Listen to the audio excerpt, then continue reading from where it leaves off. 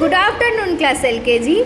আজকে আমরা ম্যাথ ক্লাসে ক্লাস ওয়ার্কে করেছি হোয়াট কামস আফটার, মানে কিছু সংখ্যা দেওয়া হয়েছে তোমাদের, যেমন 6, 10, 27, 3, 15, এগুলোর পরের সংখ্যাগুলো তোমাদের লিখতে হয়েছে। এছাড়াও আজকে আমরা অ্যাসেন্ডিং অর্ডার আর ডিসেন্ডিং অর্ডারেরও ধারণা পেয়েছি। রাইট ইন অ্যাসেন্ডিং অর্ডার তোমাদের দেওয়া হয়েছিল, যেমন 7, 5, 3, 8, এটা সাজিয়ে তোমাদের লিখতে হয়েছে। অ্যাসেন্ডিং অর্ডার মানে হলো ছোট থেকে বড় সাজাও, 3, 5, 7, 8। তেমনই right in descending order, descending order মানে বড় থেকে ছোট সাজাও, সেটাও তোমরা কি করেছো, সেটারও ধারণা আজকে তোমরা ক্লাসে পেয়েছো।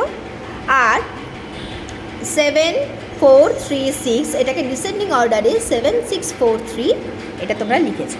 এছাড়াও তোমাদের হোমওয়ার্ক হিসাবে রয়েছে count and write the number.